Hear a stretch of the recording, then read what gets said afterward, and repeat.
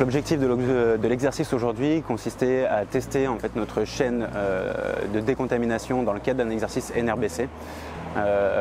Donc c'était la mise en place de notre plan blanc, donc avec le montage de l'unité de décontamination hospitalière par les équipes du service technique et tous les volontaires des urgences et de l'hôpital, et de tester la prise en charge jusqu'à l'arrivée des patients donc au PMA, le poste médical avancé, pour ensuite les dispatcher dans les services de réanimation et d'urgence en fonction de leur gravité.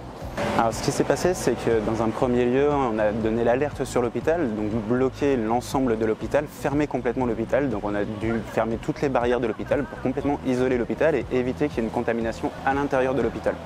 Donc plus aucun patient ne pouvait rentrer à l'intérieur de l'hôpital et plus personne ne pouvait en sortir également. On a contenu les personnes contaminées dans un premier temps au sein des urgences et ensuite ramené toutes les personnes au niveau du PRV qui est situé sur le parking de l'internat. Une fois que ces personnes-là sont triées au niveau du PRV, on les passe au décompte cube et ensuite ils arrivent au poste médical avancé qui est dans le hall principal de l'hôpital, qui là était un lieu qui n'était pas contaminé par les personnes qui sont passées, donc on a pu le déployer à ce niveau-là. Le décompte cube, c'est une sorte de douche géante. On a un débit d'eau en fait à 30 litres minute dedans. L'idée du décompte cube, c'est qu'en fait ça se divise en 3 parties. On a la première partie qui est pour le déshabillage des patients. La partie du milieu qui est pour le douchage des patients, donc où ils prennent une douche, on les savonne. Et puis la troisième partie où on les rhabille et ensuite les redirige vers le poste médical avancé. Le PMA qui permet de poursuivre la prise en charge qui a été initiée à la sortie de l'unité de décontamination hospitalière.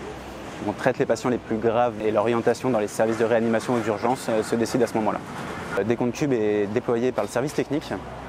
Donc là aujourd'hui, on va dire de façon exceptionnelle par 4 personnes pour l'exercice.